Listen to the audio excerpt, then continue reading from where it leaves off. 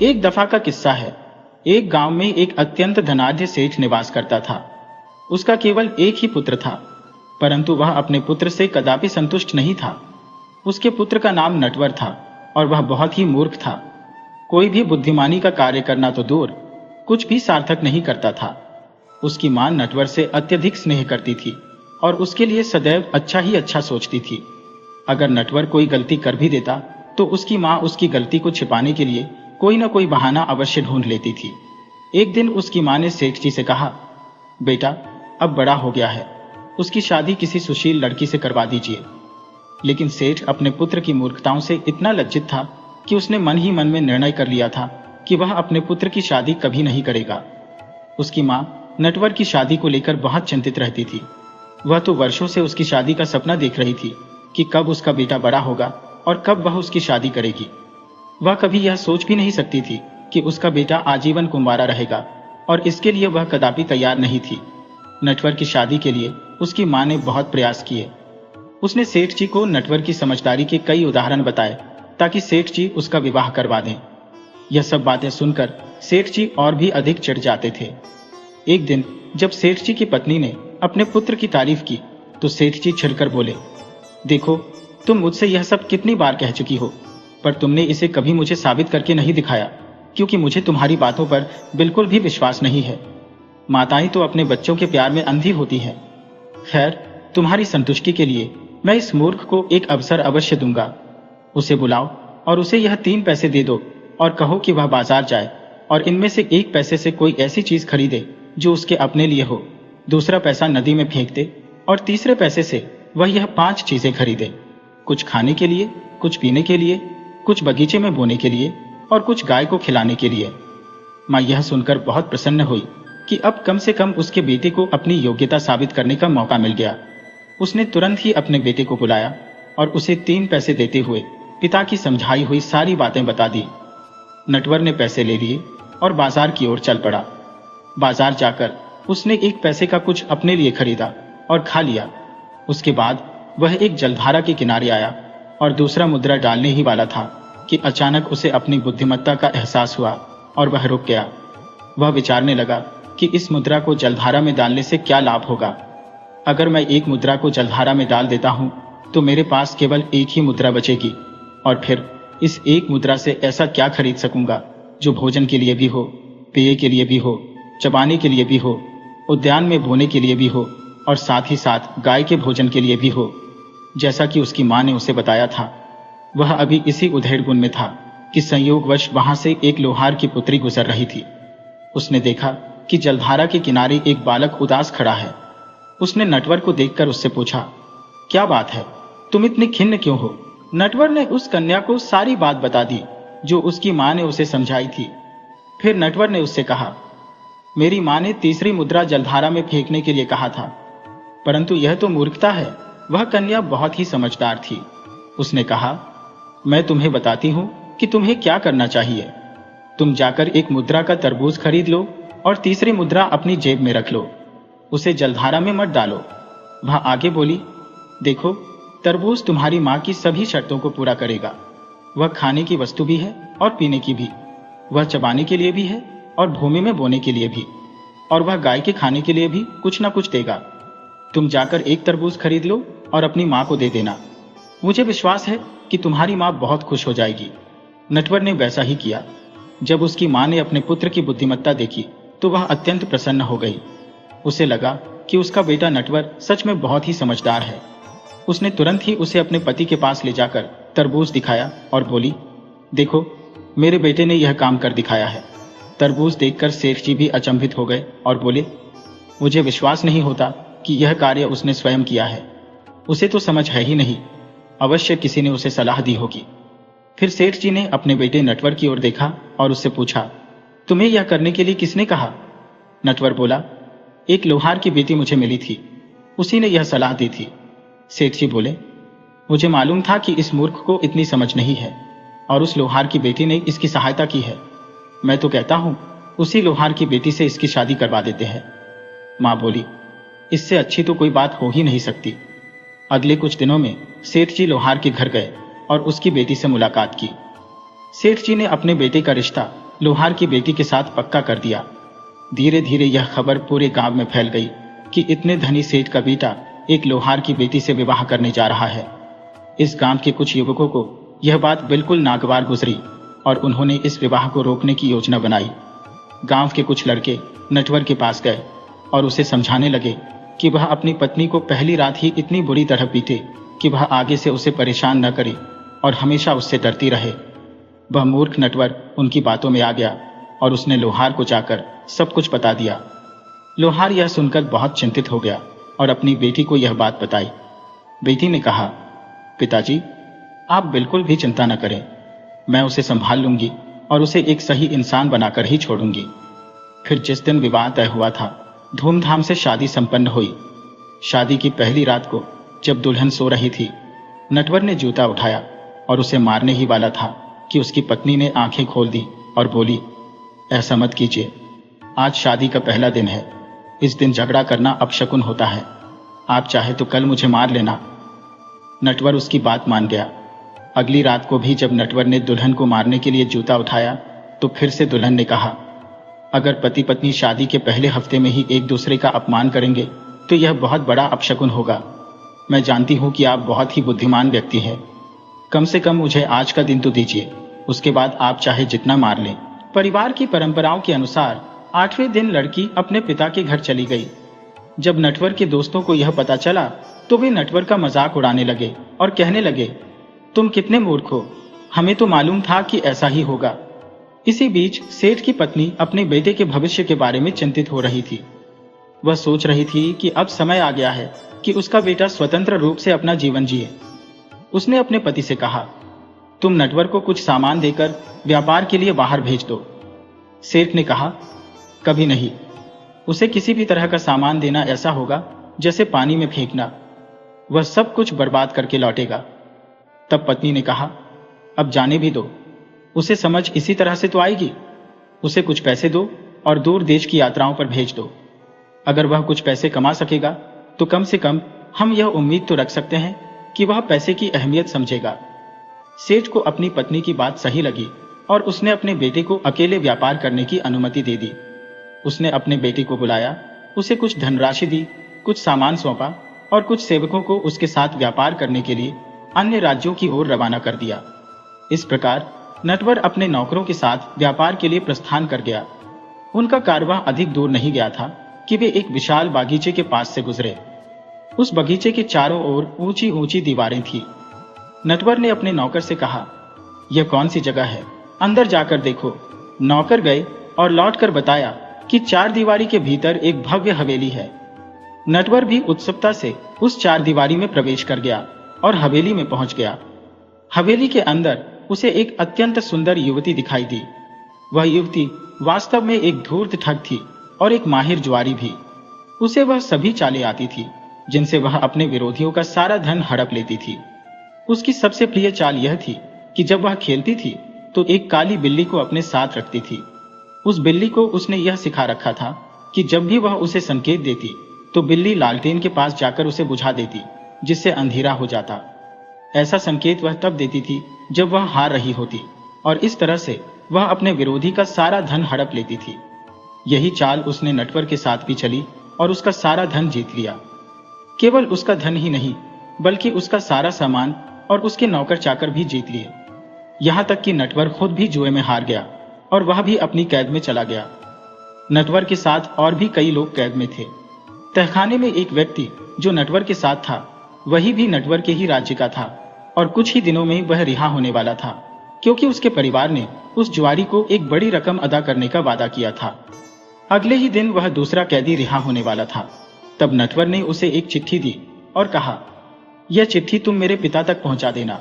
वह कैदी रिहा होकर नटवर के पिता सेठ जी के पास वह चिट्ठी पहुंचा दी। सेठ जी ने जब वह चिट्ठी पढ़ी तो उन्हें सारा मामला समझ में आ गया। उन्होंने वह चिट्ठी अपनी बहू को दिखाई। बहू ने कहा, पिताजी, मैं अपने पति को छुड़वाकर जरूर लूंगी, कृपया मुझे इस कार्य के लिए अनुमति दें। अपने पुत्र वधू की बुद्धिमानी और बहादुरी पर सेठ जी को पूरा विश्वास था।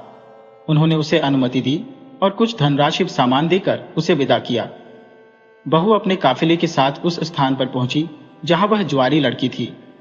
बहू ने उस लड़की के पास खबर पहुंचाई कि एक बहुत धनी राजकुमारी उसके साथ जुआ खेलना चाहती है। जुआरी लड़की तुरंत ही सहमत हो गई। शाम को दोनों को जुआ खेलना था। इस बीच बहू ने जुआरी लड़की के नौकरों से पूछताछ की कि उनकी मालकिन किस प्रकार खेल जीतती है और कौन कौन सी चालों का उपयोग करती है। पहले तो नौकर बताने से मना करने लगे, पर जब बहू ने उन्हें अशर्फियों का लालच दिया तो वे मान गए और सब कुछ बताने को तैयार हो गए। उन्होंने बताया कि उनकी मालकिन शायद उन्हें हराने के लिए उस रात भी बिल्ली वाली चाल खेलेंगी। यह सुनकर बहू वहां से चली गई और शाम को जुआ खेलने पहुंची। वास्तव में बहू ने अपनी साड़ी में एक चूहा छुपा रखा था। खेल शुरू हुआ। बहू बहुत ही कुशल खिलाड़ी थी और जीतने लगी। यह देखकर जुआरी लड़की ने अपनी बिल्ली को इशारा किया। बिल्ली तुरंत लालटेन की तरफ दौड़ी। उसी समय बहू ने अपनी साड़ी से चूहे को छोड़ दिया। चूहा दूर भाग गया और उसके पीछे पीछे बिल्ली भी दौड़ी। कमरे की सारी चीजें इधर उधर गिर गईं। जुआरी लड़की कुछ परेशान हो गई। तब बहू बोली, क्या हम खेल आगे शुरू रखें? फिर क्या था, अब कोई बाधा नहीं थी। सो बहू बाजी जीत गई और फिर दूसरी बाजी भी जीत गई। तीसरी और चौथी बाजी भी वह जीतती चली गई। उसने न केवल अपने पति के पैसे और सामान वापस जीते, बल्कि उस लड़की का धन, सामान, नौकर और महल भी जीत लिया। इस प्रकार बहू ने सारा सामान बड़े बड़े बक्सों में बंद किया और वहां के सारे कैदियों को छुड़वाया, जिनमें उसका पति भी शामिल था।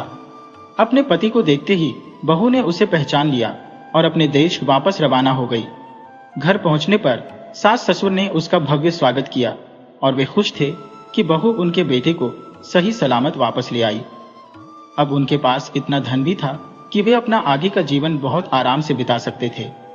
इसके बाद वे सब एक खुशहाल परिवार की तरह जीवन व्यतीत करने लगे।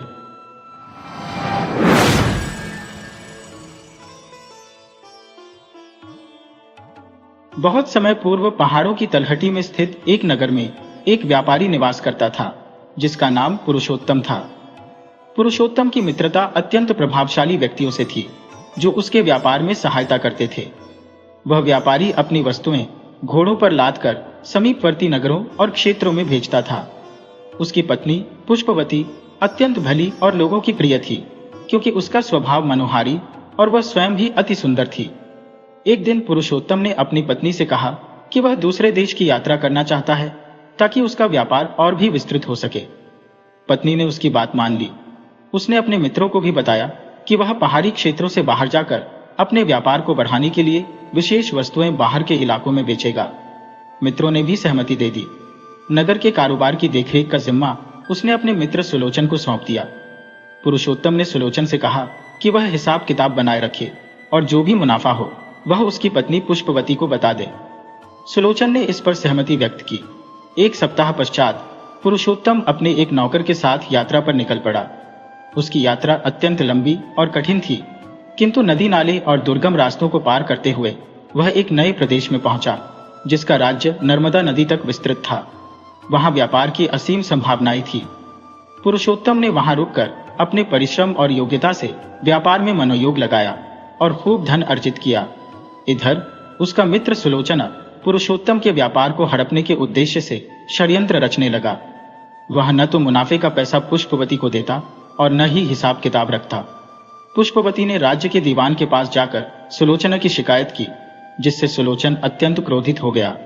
उसने पुष्पवती को मारने की योजना बनाई, क्योंकि उसके जीवित रहते वह सारा व्यापार हड़प नहीं सकता था। उसने अपने एक खास नौकर को गुप्त रूप से बुलाकर पुष्पवती को नदी में डुबोने की योजना बनाई। उसने नौकर से कहा कि जब पुष्पवती सुबह सुबह नदी के पास वाले मंदिर में पूजा के लिए जाए, तब उसे नदी में धकेल दे। नौकर मौके की तलाश में था। जैसे ही पुष्पवती मंदिर से आकर घाट पर सूर्य नमस्कार करने लगी, नौकर ने पीछे से आकर उसे जोर से धक्का दे दिया। पुष्पवती चिल्लाई और पानी में गिर गई। पानी के साथ वह बहती चली गई। एक मांझी, जो उस समय अपनी नाव को बांध रहा था, उसने पुष्पवती को डूबते हुए देख लिया। पुष्पवती लगभग डूबने ही वाली थी। तभी मांझी ने पानी में तैरते हुए उसके बालों को पकड़कर उसे ऊपर खींच लिया और नाव में सुरक्षित रखा। शायद पुष्पवती के शरीर में अंदर तक पानी भर गया था, जिससे वह सांस नहीं ले पा रही थी। मांझी ने बेसुध सी महिला को अपने घर की ओर ले जाना चाहा, ताकि उसका इलाज कर सके, मगर जब उसने उसके हाथों और गले में आभूषण देखे तो समझ गया कि यह महिला किसी धनवान परिवार से होगी, लेकिन उसे बचाना आवश्यक था। मांझी ने नाव को अपने गांव की ओर तेजी से चलाया और गांव के पास पहुंचते ही उसे किनारे पर बांध दिया। उसने पुष्पवती को अपनी झोपड़ी में लाकर लिटा दिया। तभी उसकी पत्नी भक्ति आई और पूछने लगी, कौन है, किसकी लाश उठा लाए हो? मांझी ने उत्तर दिया, न जाने कौन है, मैंने इसे पानी में डूबते देखा और बड़ी मुश्किल से नाव से खींच कर लाया हूं। इसका मतलब इसके फेफड़ों में पानी भर गया है, यह नहीं बचेगी शायद। दोनों ने मिलकर पुष्पवती के शरीर से पानी निकालने की कोशिश की और उनकी मेहनत रंग लाई। पुष्पवती पुनः जीवित होने लगी। दोनों ने आग जलाकर उसके शरीर को गर्म रखने की कोशिश की। मांसपेशियों की बस्ती में सभी जान गए कि एक डूबती हुई महिला को बचाया गया है। कुछ ही दिनों में पुष्पवती स्वस्थ हो गई। उसने मांझी और उसकी पत्नी को बताया कि वह कौन है और कैसे उसके पति के मित्र ने षड्यंत्र रचकर उसे मारने की कोशिश की थी।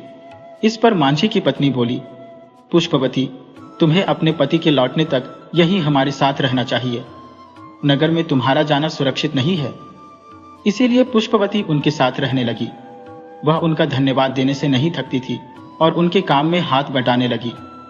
कभी वह चप्पू ठीक करती, कभी खाना बनाने में सहायता करती और कभी कभी गेहूं पीसने के लिए चक्की लेकर बैठ जाती।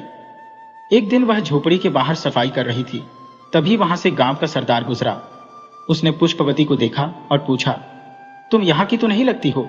पुष्पवती ने उत्तर दिया, हाँ, मैं किसी दूसरी जगह से आई हूं। सरदार ने मांझी से व्याख्या की और कहा, तुम तो सरदार की रानी बनोगी। उसने पुष्पवती का हाथ पकड़ लिया और अपने साथ ले गया। अंदर से मांझी की पत्नी बाहर आई और सरदार के पास आकर कहा, सरदार, इसे छोड़ दीजिए, यह एक भली औरत है। सरदार ने उत्तर दिया, यही तो करने जा रहा हूं। यह कहकर सरदार उसे अपने साथ घोड़े पर बिठाकर अपने घर ले गया। सरदार का आवास एक छोटी पहाड़ी पर स्थित था। उसने पुष्पवती को आंगन में स्थित एक कोठरी में बंद कर दिया और बाहर से ताला लगा दिया। कल ही तुम्हारे साथ विवाह करूंगा और तुम्हें अपनी रानी बनाकर रखूंगा। यह कहकर वह अपने मकान में चला गया। कोठरी के भीतर पुष्पवती रोती और सिसकती रही, मगर उसकी सहायता करने कौन आ सकता था। संध्या के समय सरदार की एक सेविका मोटे अनाज की खिचड़ी लेकर आई। पुष्पवती ने सोचा कि यही मौका है यहां से भागने का। उसने सेविका से कहा, बहन, बहुत प्यास लग रही है, थोड़ा पानी लाकर दोगी? सेविका पानी लेने के लिए दूसरी ओर चली गई तो पुष्पवती ने मौका देखकर चुपचाप वहां से बिना कोई आवाज किए निकलने का रास्ता खोजा।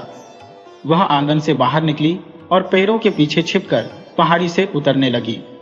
उसका दिल जोर जोर से धड़क रहा था कि कहीं सरदार उसे ढूंढता हुआ न आ जाए और उसे फिर से पकड़ ले।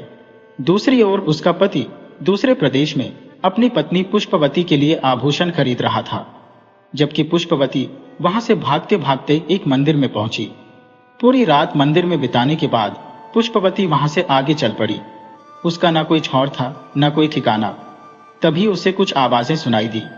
उसने देखा कि दूर से कुछ लोग चले आ रहे थे। वह हिम्मत जुटाकर उनके पास पहुंची। घोड़ों को हाँकता हुआ एक व्यक्ति चला आ रहा था। जब उसने पुष्पवती को देखा तो वह रुक गया। कहाँ जाना है? उसने पूछा। इस जंगल से बाहर, कहीं भी ले चलो, किसी गांव में या किसी बस्ती में, पुष्पवती ने उत्तर दिया। वह आदमी बोला, मुझे यह सामान लेकर उद्योग नगर जाना है, वहां तक पहुंचते पहुंचते शाम हो जाएगी। कोई बात नहीं, क्या तुम मुझ पर विश्वास कर सकोगी? क्यों नहीं, तुम अच्छे आदमी लगते हो। तुम भी भली औरत लग रही हो, मगर दुखियारी सी हो। हाँ, आओ बैठो। यह कहकर उस आदमी ने पुष्पवती को घोड़े पर बिठा लिया। कुछ दूर जाकर उस आदमी ने घोड़े को रोका और एक छायादार वृक्ष के नीचे बैठकर बाजरे की रोटियां निकाली जो उसने पुष्पवती को दी। बहन, इसमें बस यही रोटियां हैं, मैं तो यही खाता हूं। तुम्हें भूख लग रही है तो तुम भी खा लो। भूख की मारी पुष्पवती को वह सूखी रोटियां किसी दावत से कम नहीं लगी। उन सूखी रोटियों में स्वाद भी था और ताकत भी। रोटी खाकर पुष्पवती तृप्त और संतुष्ट हो गई। बहन, मैं तो उद्योग नगर पहुंचकर सामान उतारकर घोड़ों को घुड़साल में रखूंगा। उस जगह पर कोई विश्राम गृह या धर्मशाला नहीं है, केवल एक मठ है जहां साधु और सन्यासी रहते हैं, तो तुम मुझे वहीं छोड़ देना। यह कहते हुए पुष्पवती और वह आदमी दोनों आगे की यात्रा करने लगे। दूसरे राज्य में गए पुष्पवती के पति ने वहां से लौटने की तैयारी शुरू की। अपनी पत्नी से मिलने की उत्कंठा में उसने सोने की मोहरें एक थैली में रखी और अपने नौकर के साथ वापसी की राह पकड़ी। उधर पुष्पवती को एक मठ में पहुंचा दिया गया जहां साधु और सन्यासी रहते थे।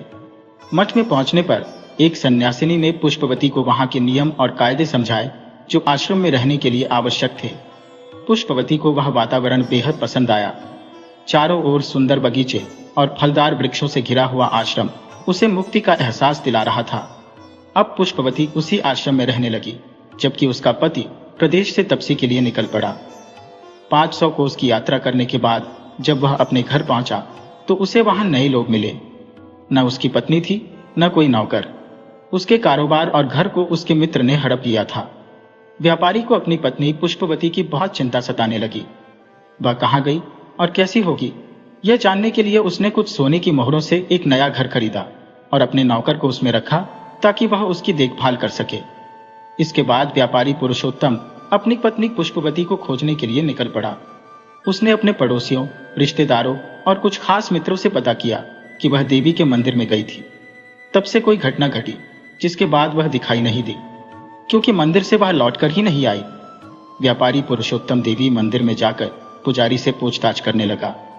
पुजारी ने कहा कि पिछले 8 महीनों से उसकी पत्नी यहाँ पर नहीं आई है, मगर उसे विश्वास है कि वह जीवित है। पुजारी ने उसे उत्तर दिशा में जाकर ढूंढने की सलाह दी। पुरुषोत्तम अपनी पत्नी की खोज में घाटी से बाहर निकल पड़ा और वहां के स्थानीय लोगों से किसी अनजान स्त्री के बारे में पूछताछ करने लगा, मगर कोई भी उसे सही जानकारी नहीं दे पाया। इधर व्यापारी के नौकर को अपने मालिक के मित्र का वह सेवक मिला जिसने पुष्पवती को नदी में धक्का दिया था। वह सेवक व्यापारी के नौकर को सब कुछ बता देता है और यह भी बताता है कि वह पश्चाताप की अग्नि में जल रहा है। उसे ग्लानि हो रही है और वह अंदर ही अंदर से भस्म हो रहा है, क्योंकि उसने एक निर्दोष स्त्री को बिना कारण अपने लालची मालिक के कहने पर नदी में धकेल दिया था। ढूंढते ढूंढते पुरुषोत्तम बुद्धनगर पहुंच गए और वहां पर इतना निराश हो गया कि उसने निश्चय कर लिया कि कल ही वह इस क्षेत्र से वापस लौट जाए। वह एक विशाल वृक्ष के नीचे विश्राम नम धन की कौन कम नहीं, लेकिन मन की शांति का अभाव उसे न कोई पटन की खोज में उसने नंबी मित और अब बेगत अचानक उसे एक दोनों वृक्षों की ओर जाकर हुए एक वृक्ष उसके सामने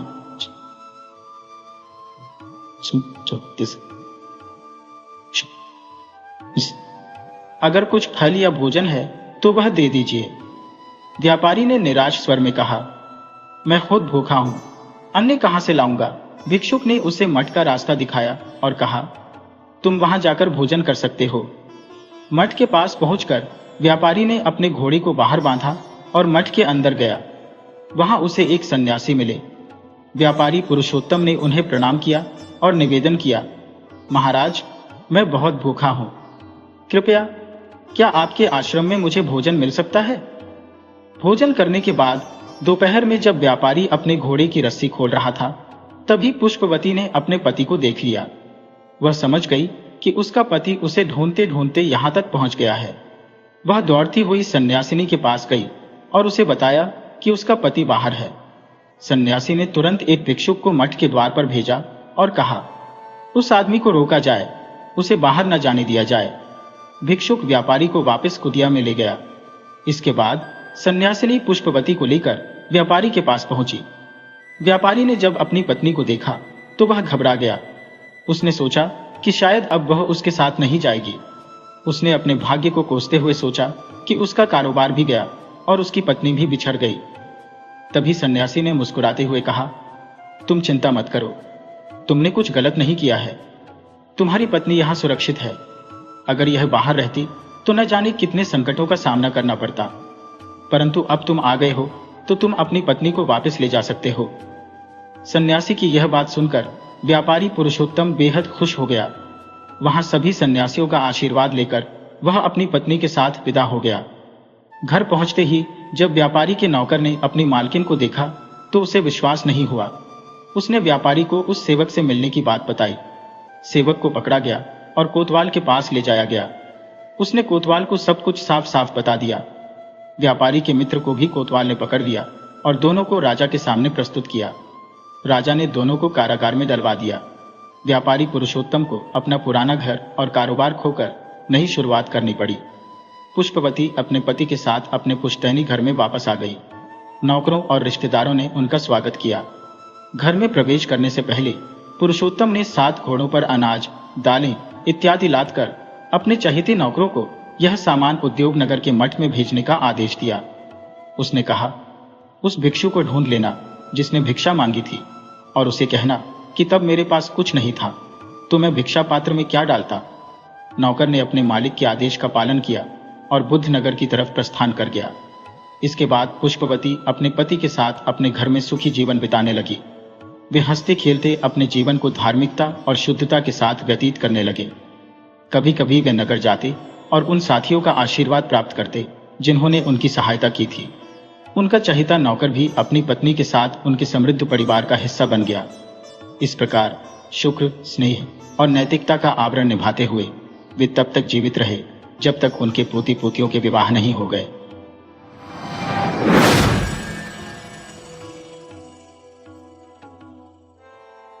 यह कथा बहुत पुरानी है।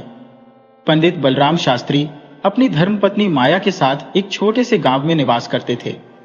माया की अरसे से एक हार की प्रबल अभिलाषा थी। उन्होंने अनेकों बार पंडित जी से हार की मांग की थी, किंतु पंडित जी हर बार टाल देते थे। वे स्पष्ट शब्दों में कहते थे कि उनके पास इतने पैसे नहीं हैं। पंडित जी अपने तर्कों से हमेशा अपनी बात को सही साबित करने की कोशिश करते थे। वे कहते थे कि गहनों का कोई फायदा नहीं होता, यह धातु तो अच्छी भी नहीं है। अगर इसे सुनार के पास ले जाओ तो वह इसकी बहुत कम कीमत देगा। सबसे बड़ी बात यह है कि गहने घर में रखना चोरों को निमंत्रण देने जैसा है। थोड़ी देर की सजावट के लिए इतनी मुसीबत मोल लेना बुद्धिमानी नहीं है। बेचारी माया तर्क शास्त्र में पारंगत नहीं थी, इसलिए वह पंडित जी की बातों के आगे निरुत्तर हो जाती थी। पड़ोसियों को देख देख कर उसका मन और दुखी हो जाता था, पर वह अपना दुख किससे कहे। पंडित जी अगर ज्यादा मेहनत करने के योग्य होते तो यह मुश्किल हल हो जाती, पर वे आलसी थे। अधिकांश समय भोजन और विश्राम में ही बीतता था। माया की बातों को सुनना उन्हें मंजूर था, लेकिन उनकी नींद में कोई कमी नहीं आती थी। एक दिन पंडित जी पाठशाला से लौटे तो देखा माया के गले में एक सोने का हार जगमगा रहा था। हार की चमक से माया के मुख का तेज और बढ़ गया था।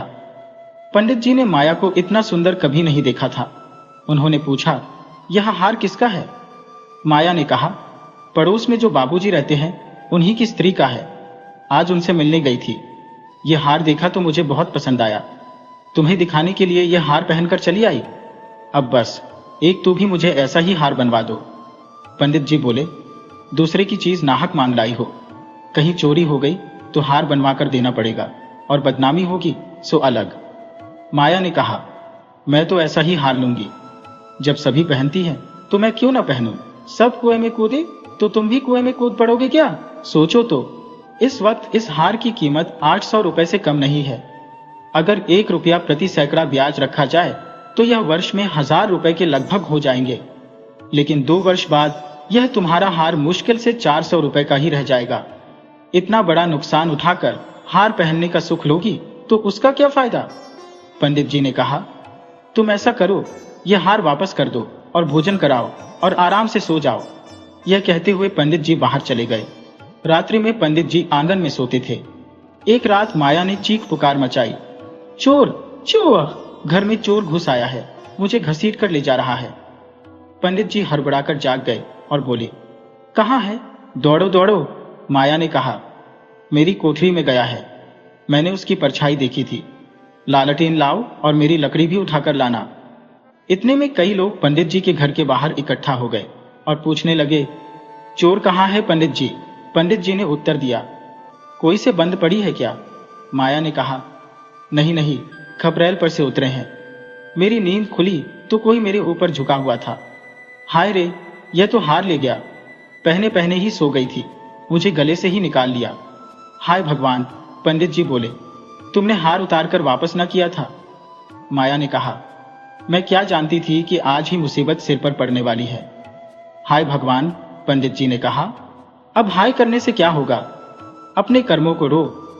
इसीलिए कहता था कि सभी घड़ी बराबर नहीं होती, न जाने कब क्या हो जाए। अब आई समझ में मेरी बात?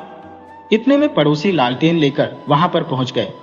घर का कोना कोना देखा, क्यारियां देखी, छत पर भी चढ़कर देखा, शौचालय में झांका, पर कहीं भी चोर का कोई अता पता नहीं था। एक पड़ोसी ने कहा, किसी जानकार आदमी का काम है। दूसरे ने कहा, बिना घर के भेदी के कभी भी चोरी नहीं होती। और कुछ तो नहीं ले गया चोर? माया ने कहा, और तो कुछ नहीं गया, बर्तन सब पड़े हुए हैं, संदूक भी बंद पड़ा है। निगोड़ी को ले जाना ही था तो मेरी चीजें ले जाता, पराई चीज लेकर क्यों चला गया? अब मैं भगवान को क्या मुंह दिखाऊंगी? पंडित जी बोले, अब कहने का मजा मिल गया ना। हाय भगवान, इस मुसीबत से बचाए। पंडित ने कहा, कितनी बार तो मैंने समझाया, पर तुम ना मानी। बात की बात में 800 रुपए निकल गए। अब देखो भगवान कैसे लाज रखते हैं। अब आगे मेरे घर का एक एक दिन का चूर्ण कर ले जाते हैं तो मुझे इतना दुख ना होता। अभी बेचारी पड़ोसन ने नया हार ही बनवाया था। पंडित जी बोले, क्या मालूम है, पड़ोसन तो लेती थी। माया ने कहा कि घर में चोरी हो गई है, क्या लेंगी वह अब? उनके लिए कोई चोरी थोड़ी ना करने जाएंगे हम। पंडित जी ने कहा, तुम्हारे घर से चीज गई है, तुम्हें ही देनी पड़ेगी। उन्हें इससे क्या मतलब कि कोई चोर ले गया है या तुमने उठाकर रख लिया? तो इतने रुपए कहां से आएंगे? माया ने कहा, कहीं ना कहीं से तो आएंगे ही, नहीं तो लाज कैसे बचेगी। मगर तुमने यह बड़ी भूल कर दी। मुझे क्या पता था, मेरी अक्ल तो घास चरने गई थी, जो इस छोटे से सुख के लिए मैंने इतनी मुसीबत मोल ले ली। मैं ही अभागिन हूं। पंडित जी ने कहा, अब पछताने से क्या होगा और अपने आप को कोसने का क्या फायदा? चुप होकर बैठो और सीन से कह दो कि तुम्हारी चीज जब तक लौटा न देंगे तब तक चैन से नहीं बैठेंगे। अब पंडित जी को प्रतिदिन यही चिंता सताने लगी कि किस प्रकार पड़ोसन को संतुष्ट किया जाए। उन्होंने सोचा कि अपने ब्राह्मण होने के गर्व को सस्ते में बेचना अनुचित है। आलस्य त्याग कर उन्होंने धनार्जन का संकल्प लिया। अगले 6 महीनों तक उन्होंने दिन रात की परवाह नहीं की। दोपहर की नींद छोड़ दी और रात को भी देर तक जागते रहे। पहले वह केवल एक पाठशाला में पढ़ाते थे, अन्य कार्य करना उन्हें ब्राह्मण धर्म के विपरीत लगता था। परंतु अब वह पाठशाला के बाद शाम को भगवत कथा करने लगे और रात 11-12 बजे तक जन्म कुंडलियां, वर्षफल आदि बनाने लगे। प्रातःकाल मंदिर में जाकर दुर्गा जी का पाठ करते। उनकी पत्नी माया को अब चिंता होने लगी। उसने सोचा, इतनी मेहनत से कहीं वह बीमार न पड़ जाए तो समस्या बढ़ जाएगी। पंडित जी का शरीर कमजोर हो रहा था और चिंता के कारण वे दिन प्रतिदिन और भी पतले होते जा रहे थे। 5 महीने इसी तरह बीत गए। एक दिन संध्या के समय जब पंडिताइन दिया बाती करने जा रही थी, तभी पंडित जी आए और अपनी जेब से एक पुड़िया निकालकर उनके सामने फेंक दी। बोली, आज मैं तुम्हारे ऋण से मुक्त हो गया। माया ने पुड़िया खोली तो उसमें सोने का हार था। उसकी चमक और सुंदर बनावट देखकर माया के मन में खुशी की लहर दौड़ गई। तुम खुश होकर दे रहे हो या नाराज होकर, इससे क्या फर्क पड़ता है? ऋण तो चुकाना ही था। माया ने कहा, यह ऋण नहीं, बदला है। बदला भी नहीं तो क्या है? पंडित जी बोले, तुम्हारी निशानी। तो क्या रहने के लिए दूसरा हार बनवाऊं? नहीं, वह हार चोरी नहीं हुआ था, मैंने यूं ही झूठ मूठ का शोर मचाया था। पंडित जी ने कहा, सच? माया ने पूछा। हां सच, तुम्हारी कसम, तुम्हारे चरणों को छूकर कहती हूं। तो तुमने मेरे साथ नाटक किया था? हां, तुम्हें मालूम है तुम्हारे इस नाटक के कारण मुझे कितना मूल्य चुकाना पड़ा? क्या वह मूल्य 500 रुपए से अधिक था? हां, बहुत अधिक। मुझे अपनी आत्म स्वतंत्रता का बलिदान करना पड़ा। इसके बाद उन्होंने हार वापस लौटा दिया और माया ने अपना नया हार पाकर खुशी महसूस की। पंडित जी ने आलस्य छोड़कर मेहनत करना शुरू कर दिया और अपनी पत्नी के साथ चैन का जीवन व्यतीत करने लगे।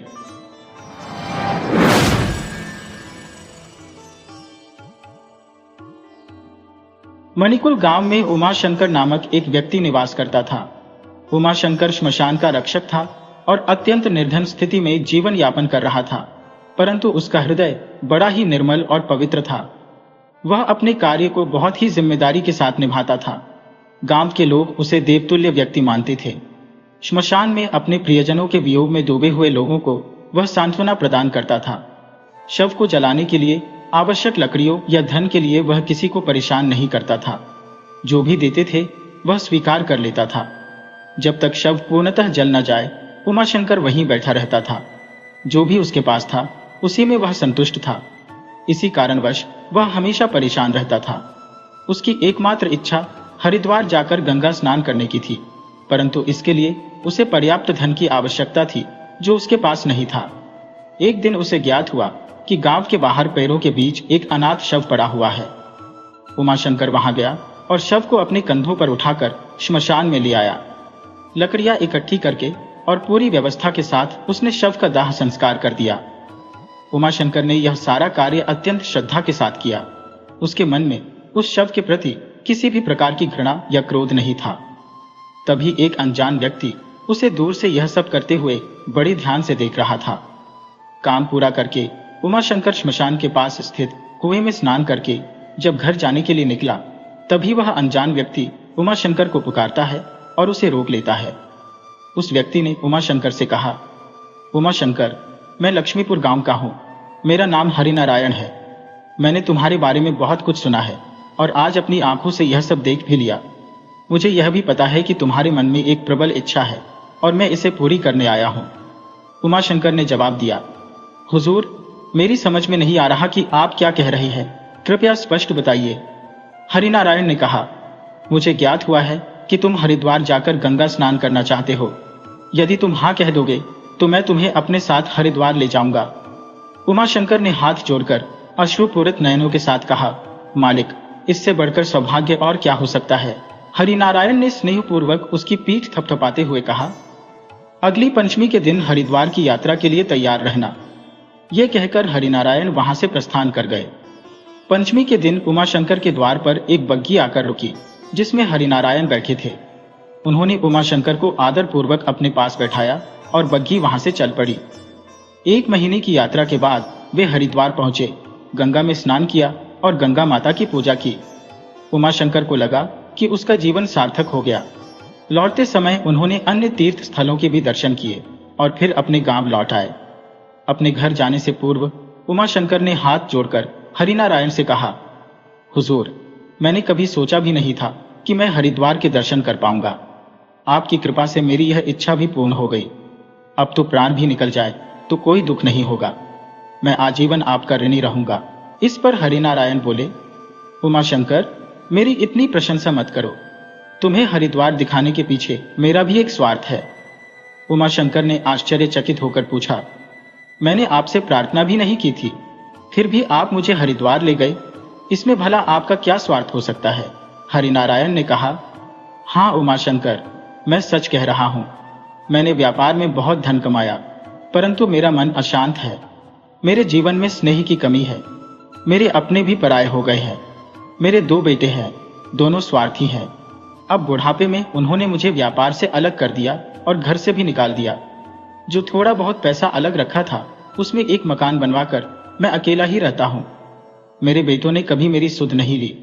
अब तो कई महीने बीत चुके हैं। भरे गले से हरिनारायण ने आगे कहा, मुझे तो यह भी विश्वास नहीं कि मेरे बेटे मेरे मरने के बाद मेरा दहन संस्कार भी करेंगे या नहीं।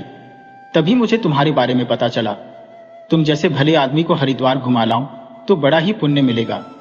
यही सोचकर बस मैं तुम्हारे पास आया हूं। मेरी एक प्रार्थना है कि जब कभी मेरी मृत्यु हो तब तुम ही मेरा अंतिम संस्कार करना। इसके लिए जो भी आवश्यक तैयारियां हैं मैं अभी से कर दूंगा। कहते कहते हरिनारायण के आंसू टपकने लगे। हरिनारायण की बातें सुनते सुनते उमाशंकर का मन विचलित हो गया।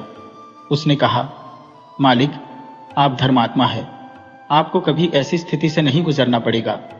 मुझ जैसे गरीब को हरिद्वार ले गए, इस पुण्य का फल तो आपको अवश्य मिलेगा। आपके बेटों के मन में अवश्य ही परिवर्तन आएगा। इसके पश्चात दोनों अपने अपने घरों को लौट गए। इधर हरिनारायण के कपटी पुत्रों से पिता का संचित व्यापार संभल नहीं रहा था। व्यापार की जो समझ और कुशलता हरिनारायण में थी, वह उनके बेटों में नहीं थी। कुछ ही समय में उन्होंने पिता का स्थापित व्यापार लगभग नष्ट कर दिया। कर्ज में डूबे हुए अब उन्हें ऋण वसूलने वाले तंग करने लगे और पैसे लौटाने की मांग करने लगे। हरिनारायण के पुत्र उनसे समय मांगते, लेकिन ऋणदाता कहते, तुम पर विश्वास कैसे करें, तुम तो अपने पिता के भी सगे नहीं हो। हाँ, अगर हरिनारायण स्वयं होते तो हम उन्हें अगले 10 वर्षों तक का भी कर्ज दे सकते थे। हरिनारायण के पुत्र अब पछताने लगे कि क्यों उन्होंने अपने पिता के साथ बुरा बर्ताव किया। छोटे बेटे ने कहा, अभी भी देर नहीं हुई है। अगर हम पिताजी के चरण पकड़कर उनसे क्षमा मांगे तो वे अवश्य हमें माफ कर देंगे। यही सोचकर दोनों बेटे अपने पिता हरिनारायण के पास पहुंचे और उनसे क्षमा याचना की। हरिनारायण अपने पुत्रों में आए इस परिवर्तन को देखकर प्रसन्न हो गए। वे अपने पुत्रों के साथ उमाशंकर के पास गए और बोले, उमाशंकर, देखो भगवान की लीला। जैसे ही मैंने तुम्हारी हरिद्वार जाने की इच्छा पूरी की, भगवान ने भी मेरी इच्छा पूर्ण कर दी। मेरे पुत्रों में परिवर्तन लाकर भगवान ने अपनी महिमा दिखाई। उमाशंकर ने कहा, मालिक, आपने मुझे हरिद्वार दिखाने का जो पुण्य कार्य किया है वह व्यर्थ थोड़े ही जाएगा। सदा भले आदमी का भला ही होता है। इसके पश्चात हरिनारायण अपने पुत्रों के साथ लौट गए और उन्होंने उमाशंकर के लिए एक पक्का घर बनवाया और उसके अच्छे जीवन निर्वाह का प्रबंध भी कर दिया।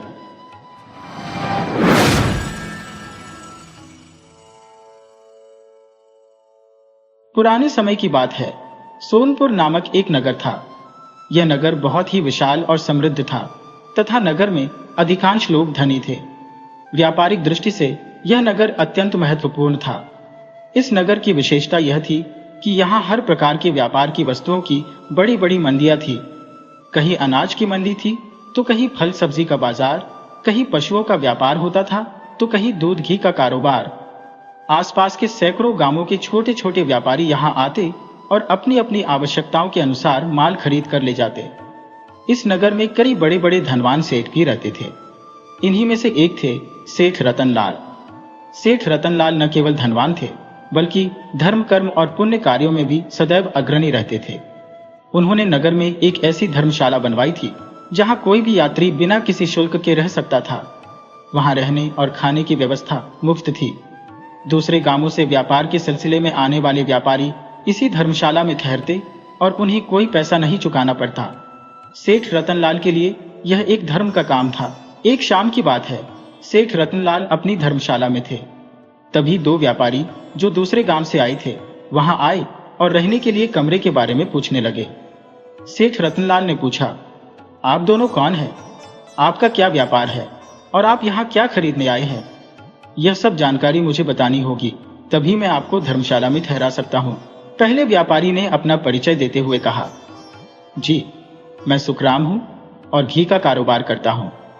उसी सिलसिले में यहाँ आया हूँ।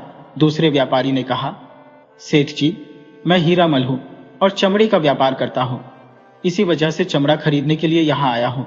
सेठ रतनलाल ने कुछ क्षण सोचा और कहा, सुखराम जी, आप घी के व्यापारी हैं तो मैं आपको एक कमरा रहने के लिए दे देता हूँ। और दूसरे व्यापारी से कहा, आप चमड़े के व्यापारी हैं और चमड़ा खरीदने के लिए आए हैं, आपको बाहर बरामदे में ही सोना होगा। उनकी बात सुनकर दोनों व्यापारी बहुत हैरान हुए और एक दूसरे को देखने लगे। उन्हें समझ में नहीं आया कि सेठ जी यह कैसी बात कर रहे हैं, परंतु उन्होंने कुछ नहीं कहा क्योंकि उन्हें लगा कि सवाल जवाब करने से सेठ जी नाराज हो सकते हैं और रात बिताने के लिए छत भी नहीं मिलेगी। खैर, दोनों सेठ जी के कहे अनुसार अपनी अपनी जगहों पर सो गए। अगली सुबह दोनों व्यापारी जल्दी उठकर तैयार हो गए और नगर में चले गए। दोनों ने अपने अपने कारोबार के हिसाब से माल खरीदने के लिए मंडियों के चक्कर लगाए और सौदा पक्का करके सारा काम निपटाकर शाम तक फिर से धर्मशाला में लौट आए। जब वह धर्मशाला पहुंचे तो सेठ ने उनसे पूछा, कैसा रहा आपका दिन? आपको अपने अपने व्यापार के हिसाब से माल मिल गया? दोनों ने बड़ी उत्साह से कहा, जी सेठ जी, हम दोनों को माल मिल गया। अब तो बस कल सुबह ही अपने अपने गांव लौट जाएंगे और माल बेचकर अच्छा मुनाफा कमाएंगे। यह कहते हुए दोनों व्यापारी मुस्कुराने लगे। इसके बाद वह दोनों पिछली रात की तरह ही अपनी अपनी जगह की तरफ बढ़ने लगे, यानी चमड़े वाला व्यापारी बरामदे की तरफ और घी का व्यापारी अंदर कमरे की तरफ। तभी सेठ जी ने उन्हें आवाज लगाकर रोक लिया और कहा, आज रात चमड़े के व्यापारी अंदर कमरे में सोएंगे और घी के व्यापारी सुखराम बाहर बरामदे में सोएंगे। दोनों व्यापारी एक बार फिर से चौंक गए कि सेठ रतनलाल यह कैसा खेल खेल रहे हैं। जिसे कल अंदर सुलाया था उसे आज बाहर बरामदे में, और जिसे कल बरामदे में सुलाया था उसे आज अंदर कमरे में सुला रहे हैं। यह कैसा अजीब व्यवहार है।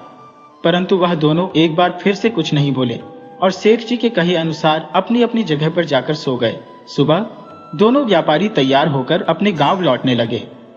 तब उन्होंने सेठ से पूछा, सेठ जी, हम जानना चाहते हैं कि आपने हमारे साथ ऐसा अजीब व्यवहार क्यों किया। सेठ रत्नलाल ने कहा, मैं अतिथि की भावना के हिसाब से ही उनके साथ व्यवहार करता हूँ।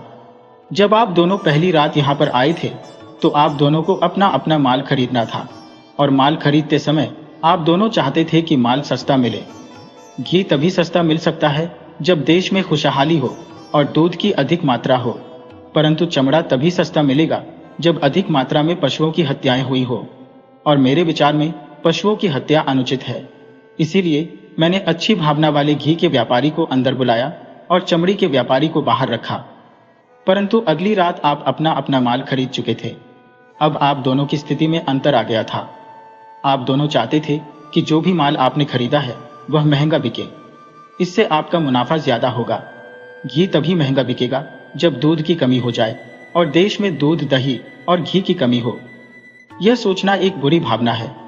जबकि दूसरी तरफ चमड़ा महंगा तब हो सकता है जब पशुओं की हत्या कम हो, और यह एक अहिंसक भावना है जो कि एक अच्छी भावना है। इसीलिए मैंने अच्छी भावना वाली चमड़ा व्यापारी को अंदर और घी के व्यापारी को बाहर बरामदे में सुलाया। दोनों व्यापारी सेठ जी की बातें सुनकर दंग रह गए। सेठ जी ने एक बार फिर से कहा, ठीक है, आप लोग लाभ के लिए सब कुछ करते हैं, परंतु इंसानियत को दरकिनार करके व्यापार करने का कोई अर्थ नहीं है। उन दोनों व्यापारियों के ऊपर सेठ जी की बातों का गहरा असर पड़ा। उन्होंने वापसी के समय इस पर आपस में बातचीत की और तय किया कि वे अपने अपने माल की कीमतों को सुधारेंगे, भले ही उन्हें लाभ कम हो या ना हो, पर वे अपनी मंशा को एकदम साफ रखेंगे।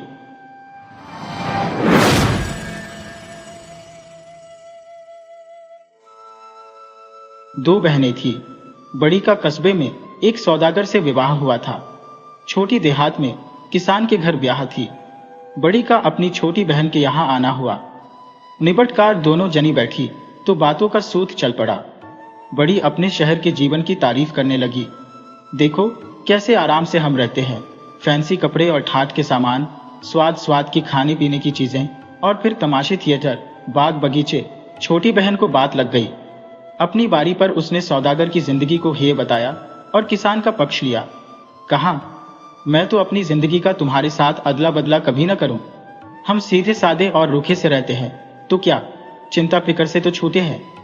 तुम लोग सजी धजी रहती हो, तुम्हारे यहाँ आमदनी बहुत है, लेकिन एक रोज वह सब हवा भी हो सकता है। जी जी, कहावत है कि हानि लाभ दो ही जुड़वा भाई। अक्सर होता है कि आज तो अमीर है, कल वही टुकड़े को मोहताज है, पर हमारे गांव के जीवन में यह जोखिम नहीं है। किसानी जिंदगी फूली और चिकनी नहीं दिखती तो क्या, उम्र लंबी होती है और मेहनत से तंदुरुस्ती भी बनी रहती है। हम मालदार न कहलाएंगे, लेकिन हमारे पास खाने की कमी भी कभी न होगी। बड़ी बहन ने ताने से कहा, बस बस, पेट तो बैल और कुत्ते का भी भरता है, पर वह भी कोई जिंदगी है। तुम्हें जीवन के आराम, अदब और आनंद का क्या पता है। तुम्हारा मर्द जितनी चाहे मेहनत करे, जिस हालत में तुम जीते हो उसी हालत में मरोगे। वही चारों तरफ गोबर, भूस, मिट्टी, और यही तुम्हारे बच्चों की किस्मत में बदा है। छोटी ने कहा, तो इसमें क्या हुआ। हाँ, हमारा काम चिकना चुपड़ा नहीं है, लेकिन हमें किसी के आगे झुकने की भी जरूरत नहीं है। शहर में तुम हजार लालच से घिरी रहती हो, आज नहीं तो कल की क्या खबर है। कल तुम्हारे आदमी को पाप को लोभ, जुआ, शराब और दूसरी बुराइयां फंसा सकते हैं, तब घड़ी भर में सब बर्बाद हो जाएगा। क्या ऐसी बातें अक्सर होती नहीं है। घर का मालिक दीना उसारे में पड़ा औरतों की यह बात सुन रहा था। उसने सोचा कि बात तो खरी है। बचपन से माँ धरती की सेवा में हम इतने लगे रहते हैं कि कोई व्यर्थ की बात हमारे मन में घर नहीं कर पाती है। बस है तो मुश्किल एक, वह यह कि हमारे पास जमीन काफी नहीं है। जमीन खूब हो तो मुझे किसी का परवाह न रहे, चाहे शैतान ही क्यों ना हो। वहीं कोने में शैतान दुबका बैठा था। उसने सब कुछ सुना। वह खुश था। किसान की बीवी ने गांव की बड़ाई करके अपने आदमी को डींग पर चढ़ा दिया। देखो ना, कहता था कि जमीन खूब हो तो फिर चाहे शैतान भी आ जाए तो परवाह नहीं। शैतान ने मन में कहा कि अच्छा हजरत, यही फैसला सही। मैं तुमको काफी जमीन दूंगा और देखना है कि उसी से तुम मेरे चंगुल में होते हो कि नहीं। गांव के पास ही जमींदारी की मालकिन की कोठी थी। कोई 300 एकड़ उनकी जमीन थी। उनके अपने आसामियों के साथ बड़े अच्छे संबंध रहते आए थे, लेकिन उन्होंने एक कारिंदा रखा जो पहले फौज में रहा था। उसने आकर लोगों पर जुर्माने ठोकरे शुरू कर दिए। दीना का यह हाल था कि वह बहुतेरा करता, पर कभी तो उसका बैल जमींदारी की चरी में पहुंच जाता, कभी गाय बगिया में चरती पाई जाती, और नहीं तो उनकी रखाई हुई घास में बछिया बछड़ा ही जा मुंह मारते। हर बार दीना को जुर्माना उठाना पड़ता। जुर्माना तो वह देता, पर बेमन से। वह कुनमुनाता और चिढ़ा हुआ सा घर पहुंचता और अपनी सारी चिढ़ घर में उतारता। पूरे मौसम कारिंदे की वजह से उसे ऐसा त्रास भुगतना पड़ा। अगले झाड़ों में एक गांव में खबर हुई कि मालकिन अपनी जमीन बेच रही है और मुंशी इकराम अली से सौदे की बातचीत चल रही है। किसाने सुनकर चौंकते हुए। उन्होंने सोचा कि मुंशी जी की जमीन होगी तो वह जमींदार के कारिंदे से भी ज्यादा सख्ती करेंगे और जुर्माने चढ़ावेंगे, और हमारी तो गुजर बसर इसी जमीन पर है। यह सोचकर किसान मालकिन के पास गए। कहा कि मुंशी जी को जमीन न दीजिए, हम उससे बढ़ती कीमत पर लेने को तैयार हैं। मालकिन राजी हो गई।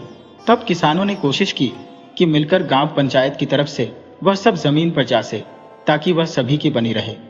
2 बार इस पर विचार करने को पंचायत जुड़ी, पर फैसला न हुआ। असल में शैतान की सब करतूत थी, उसने उनके बीच फूट डाल दी थी। बस तब वे मिलकर किसी एक मत पर आ ही नहीं से। तय हुआ कि अलग अलग करके ही वह जमीन ले ली जाए, हर कोई अपने बित्ते के हिसाब से ले। मालकिन पहले की तरह इस बात पर भी राजी हो गई।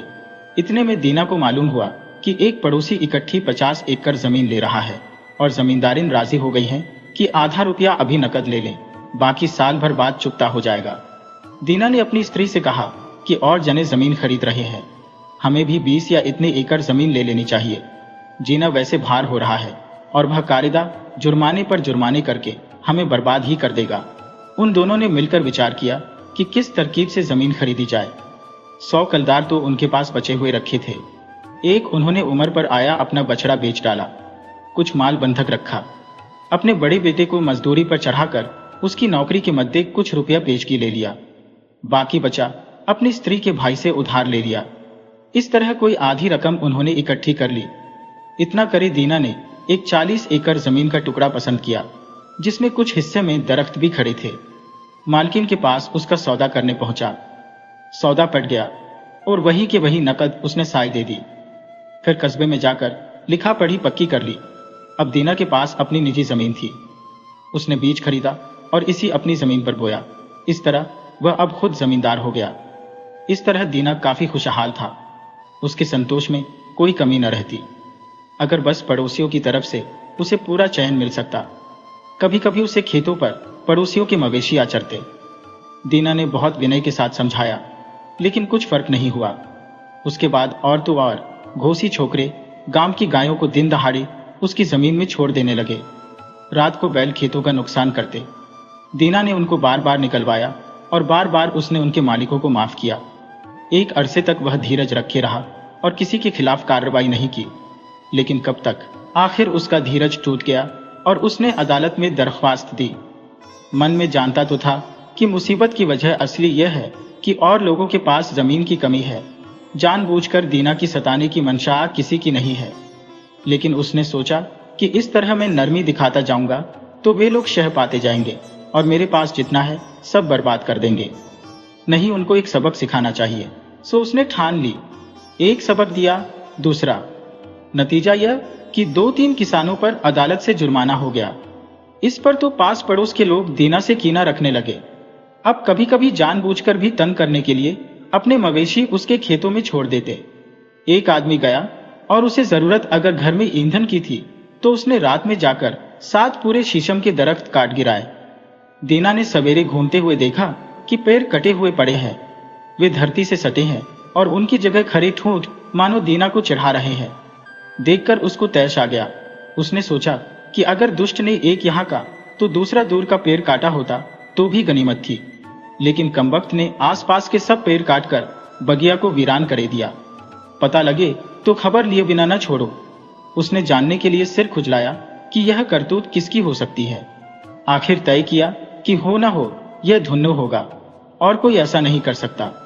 यह सोच धुन्नो की तरफ गया कि शायद कुछ सबूत मिल जाए, लेकिन वहां कुछ चोरी का सबूत मिला नहीं और आपस में कहा सुनी और तेजा तेजी के सिवा कुछ नतीजा न निकला। तो भी उसे मने में पक्का विश्वास हो गया कि धुन्नो ने यह किया है और जाकर रपट लिखा दी। धुन्नो की पेशी हुई, मामला चला। एक अदालत से दूसरी अदालत हुई। आखिर में धुन्नु बरी हो गया, क्योंकि कोई सबूत और गवाह ही नहीं थे। दीना इस बात पर और भी झल्ला उठा और अपना गुस्सा मजिस्ट्रेट पर उतारने लगा। इस तरह दीना का अपने पड़ोसियों और अफसरों से मनमुटाव होने लगा, यहाँ तक कि उसे घर में भी आग लगाने की बातें सुनी जाने लगी। हालांकि दीना के पास अब जमीन ज्यादा थी और जमींदारों में उसी गिनती थी, पर गांव में और पेचों में पहला सा उसका मान न रह गया था। इसी बीच अफवाह उड़ी कि कुछ लोग गांव छोड़ छोड़कर कहीं जो रहे हैं। दीना ने सोचा कि मुझे तो अपनी जमीन छोड़ने की जरूरत है ही नहीं, लेकिन और कुछ लोग अगर गांव छोड़ेंगे तो चलो, गांव में भीड़ ही कम होगी। मैं उनकी जमीन खुद ले लूंगा, तब ज्यादा ठीक रहेगा। अब तो जमीन की कुछ तंगी मालूम होती है। एक दिन दीना घर के उसारे में बैठा हुआ था कि एक परदेसी सा किसान उधर से गुजरता हुआ उसके घर उतरा। वह वहां रात भर ठहरा और खाना भी वहीं खाया। दीना ने उससे बातचीत की कि भाई, कहां से आ रहे हो? उसने कहा, दरिया सतलज के पास से आ रहा हूं, वहां बहुत काम है। फिर एक में से दूसरी बात निकली और आदमी ने बताया कि उस तरफ नई बस्ती बस रही है। उसे अपने गांव के कई और लोग वहां पहुंचे हैं। वे सोसाइटी में शामिल हो गए हैं और हर एक को 20 एकड़ जमीन मुफ्त मिली है। जमीन ऐसी उम्दा है कि उस पर गेहूं की पहली फसल जो हुई तो आदमी से ऊंची उसी बालें गई और इतनी घनी कि दरांत के एक काट में एक पोला बन जाए। एक आदमी के पास खाने को दाने न थे, खाली हाथ वहां पहुंचा। अब उसके पास 2 गाय, 6 बैल और भरा खलिहान अलग। दीना के मन में भी अभिलाषा पैदा हुई। उसने सोचा कि मैं यहां तंग संकरी सी जगह में पड़ा क्या कर रहा हूं, जबकि दूसरी जगह मौका खुला पड़ा है। यहाँ की जमीन घर बार बेच बाच कर नकदी बना, वहीं क्यों न पहुंचूं और नए सिरे से शुरू करके देखूं। यहाँ लोगों की गिचपिट हुई जाती है, उससे दिक्कत होती है और तरक्की रुकती है, लेकिन पहले खुद जाकर मालूम कर आना चाहिए कि क्या बात है। सो बरसात के बाद तैयारी करे वह चल दिया। पहले रेल में गया, फिर सैकड़ों मील बैलगाड़ी पर और पैदल सफर करता हुआ सतलज के पार वाली जगह पर पहुंचा। वहां देखा कि जो उस आदमी ने कहा था सब सच है। सबके पास खूब जमीन है। हर एक को सरकार की तरफ से 20-20 एकड़ जमीन मिली हुई है, या जो चाहे खरीद सकता है। और खूबी यह कि कौड़ियों के मोल जितनी चाहे जमीन और भी ले सकता है। सब जरूरी बातें मालूम करे दीना जारों से पहले पहल घर लौट आया। आकर देश छोड़ने की बात सोचने लगा। नफे के साथ उसने सब जमीन बेच डाली, घर मकान मवेशी डंगर सबकी नकदी बना ली और पंचायत से इस्तीफा दे दिया और सारे कुनबे को साथ ले सतलज पार के लिए रवाना हो गया। दीना परिवार के साथ उस जगह पहुंच गया। जाते ही एक बड़े गांव की पंचायत में शामिल होने की अर्जी दी। पंचों की उसने खूब खातिर की और दावतें दी। जमीन का पट्टा उसे सहज मिल गया। मिली जुली जमीन में से उसे और उसके बाल बच्चों के इस्तेमाल के लिए 5 हिस्से यानी 100 एकड़ जमीन उसको दे दी गई। वह सब इकट्ठी नहीं थी, कई जगह टुकड़े थे। अलावा इसके पंचायती चरागाह भी उसके लिए खुला कर दिया गया। दीना ने जरूरी इमारतें अपने लिए खड़ी की और मवेशी खरीद लिए।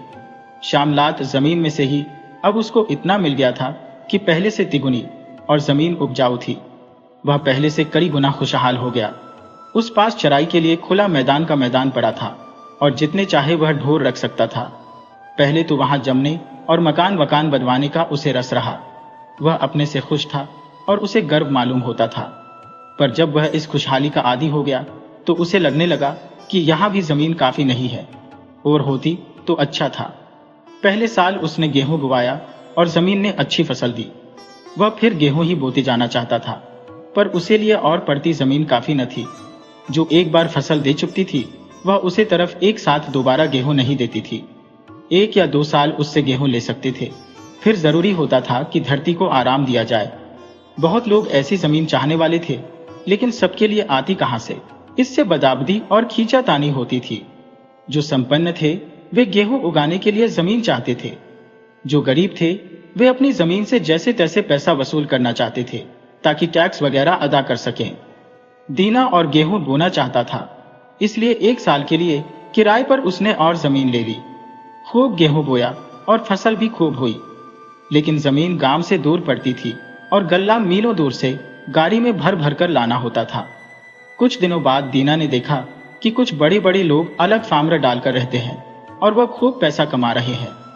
उसने सोचा कि अगर मैं इकट्ठी कायमी जमीन ले लूं और वहीं घर बसाकर रहूं तो बात ही दूसरी हो जाए। इस तरह इकट्ठी और कायमी जमीन खरीदने का सवाल बार बार उसके मन में उठने लगा। 3 साल इस तरह निकल गए। दीना जमीन किराए पर लेता और गेहूं बोता। मौसम ठीक गए, काश्त अच्छी हुई और उस पास माल जमा होने लगा। वह इसी तरह संतोष से बढ़ता जा सकता था, लेकिन हर साल और लोगों से जमीन किराए पर लेने और उसके लिए कोशिश और सिरदर्दी करने के काम से वह थक गया था।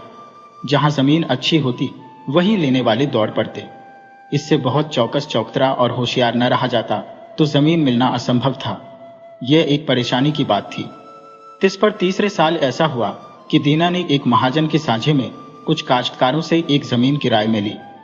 जमीन घोड़कर तैयार हो चुकी थी कि कुछ आपस में तनातनी हो गई और किसान लोग झगड़ा लेकर अदालत पहुंचे। अदालतें से फिर मामला बिगड़ गया और की कराई मेहनत बेकार गई। दीना ने सोचा कि अगर कहीं जमीन मेरी कायमी मिल्कियत की होती तो मैं आजाद होता और क्यों यह बछड़ा बनता और बखेर बढ़ता। उस दिन से वह जमीन के लिए निगाह रखने लगा। आखिर एक किसान मिला जिसने 1000 जमीन खरीदी थी, लेकिन पीछे उसकी हालत संभल न सकी। अब मुसीबत में पड़कर वह उसे सस्ती देने को तैयार था।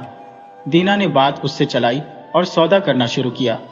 आदमी मुसीबत में था, इससे दीना भावदर में कमी करने लगा। आखिर कीमत 1000 रुपये तय पाई। कुछ नगद दे दिया जाए, बाकी फिर। सौदा पक्का हो गया था कि एक सौदागर अपने घोड़े के दाने पानी के लिए उसे घर के आगे ठहरा। उससे दीना की बातचीत जो हुई तो सौदागर ने कहा कि मैं नर्मदा नदी के उस पार से चला आ रहा हूं। वहां 1500 एकड़ उम्दा जमीन कुल 500 रुपए में मैंने खरीदी थी। सुनकर दीना ने उससे और सवाल पूछे। सौदागर ने कहा, बात यह है कि अफसर चौधरी से मेल मुलाकात करने का हुनर चाहिए। 100 से ज्यादा रुपए तो मैंने रेशमी कपड़े और गलीचे देने में खर्च किए होंगे। फिर शराब, फल मेवों की डालियां, चाय सेट वगैरह के उपहार अलग। नतीजा यह कि फी एकड़ मुझे जमीन आनों के भाव पड़ गई।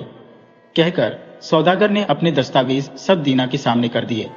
फिर कहा, जमीन ऐन नदी के किनारे है और सारे का सारा कित्ता इकट्ठा है। उपजाऊ इतना कि क्या पूछो।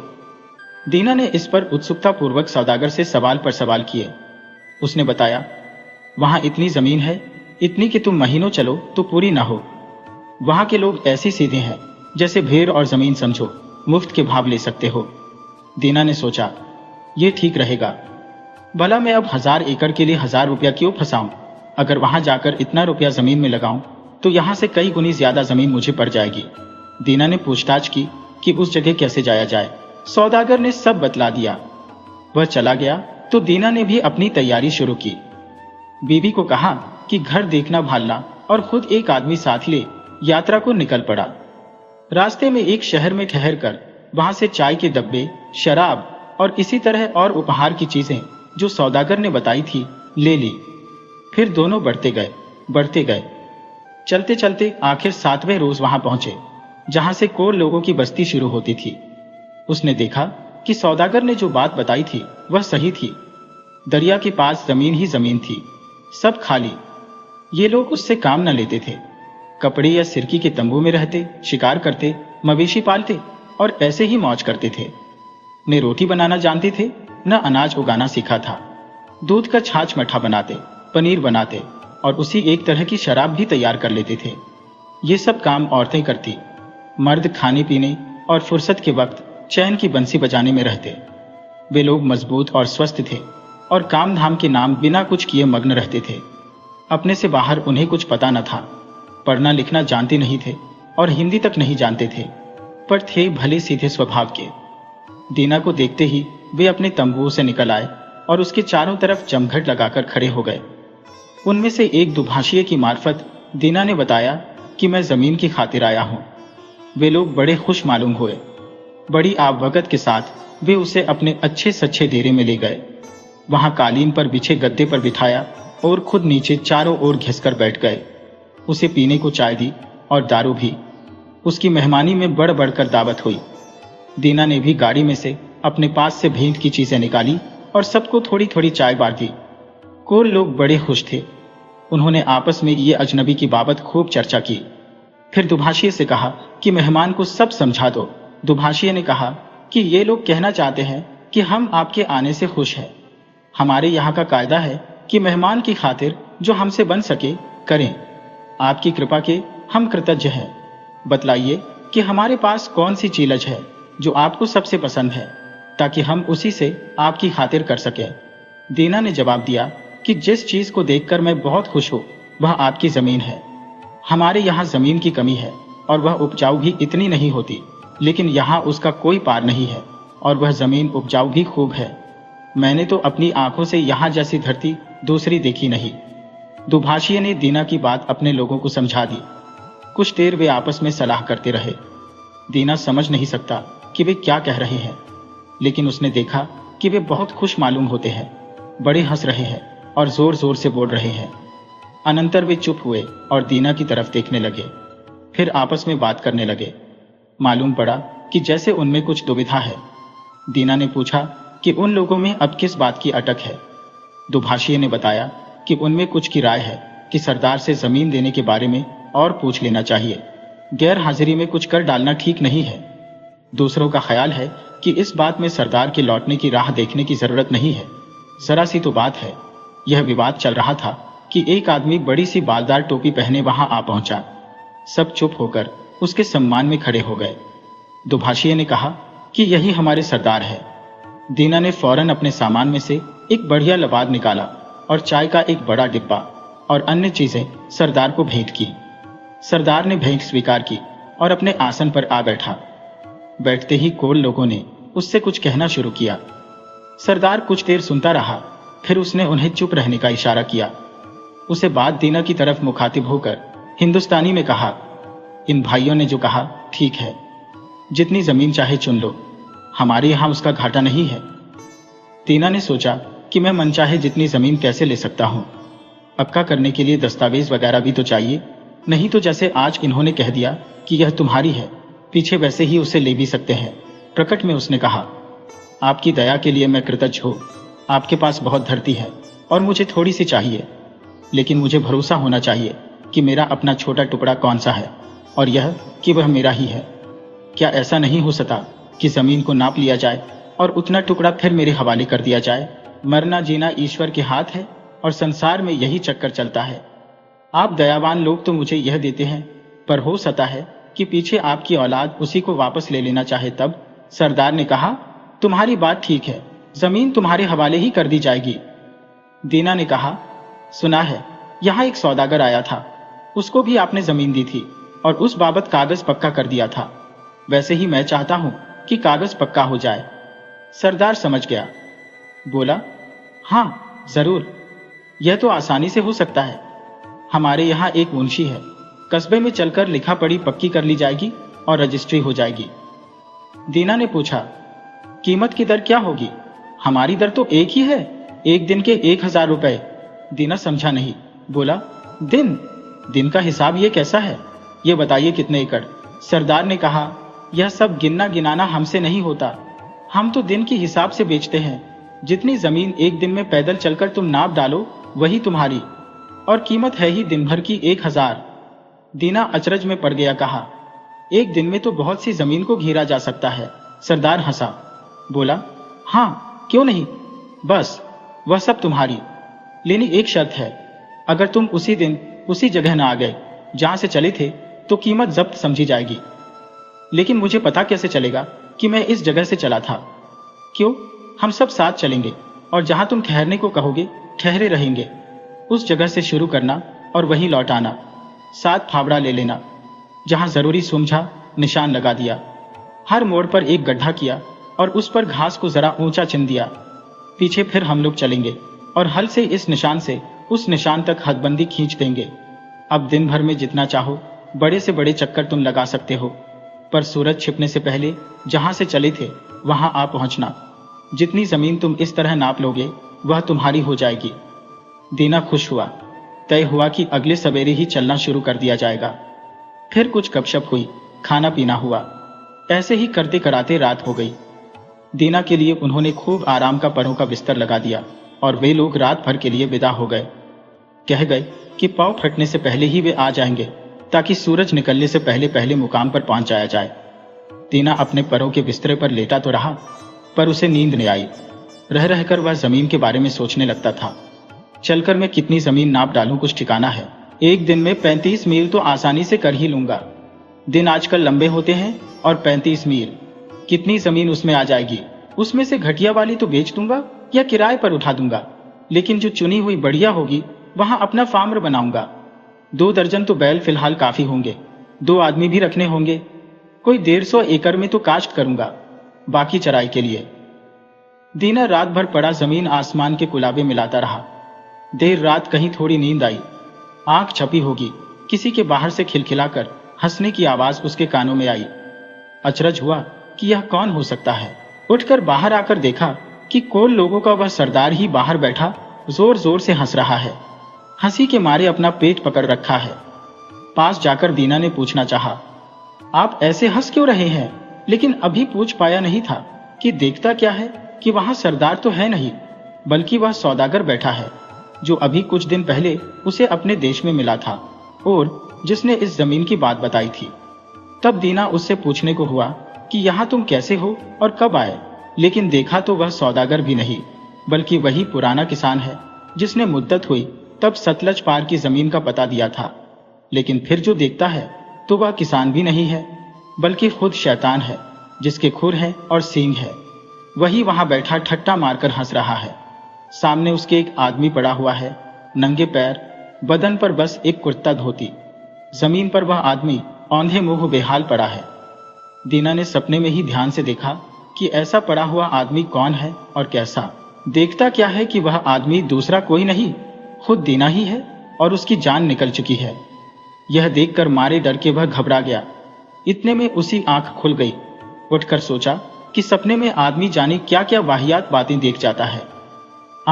यह सोचकर मोह दरवाजे के बाहर झांककर जो देखा तो सवेरा होने वाला था। सोचा समय हो गया, उन्हें अब जगह देना चाहिए। चलने में देर ठीक नहीं। वह खड़ा हो गया और गाड़ी में सोते हुए अपने आदमी को जगाया। कहा कि गाड़ी तैयार करो। खुद को लोगों को बुलाने चल दिया। जाकर कहा, सवेरा हो गया है, जमीन नापने चल पड़ना चाहिए। कोल लोग सब उठे और इकट्ठे हुए। सरदार भी आ गए। चलने से पहले उन्होंने चाय की तैयारी की और दीना को चाय के लिए पूछा, लेकिन चाय में देर होने का ख्याल कर उसने कहा, अगर जाना है तो हमको चल देना चाहिए, वक्त बहुत हो गया। कोल तैयार हुए और सब चल पड़े, कुछ घोड़े पर, कुछ गाड़ी में। दीना नौकर के साथ अपनी छोटी बहली में सवार था। फावड़ा उसने साथ रख लिया था। खुले मैदान में जब पहुंचे, तड़का फूट ही रहा था। पास एक ऊंची टेकड़ी थी, पार खुला बिछा मैदान। टेकड़ी पर पहुंचकर गाड़ी घोड़ों से सब उतर आए और एक जगह जमा हुए।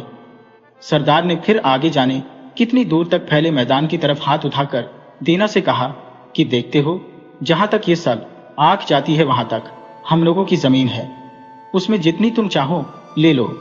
दीना की आंखें चमक उठी। धरती एकदम अछूती पड़ी थी, हथेली की तरह हमवार और मुलायम, काली ऐसी कि बिनौला।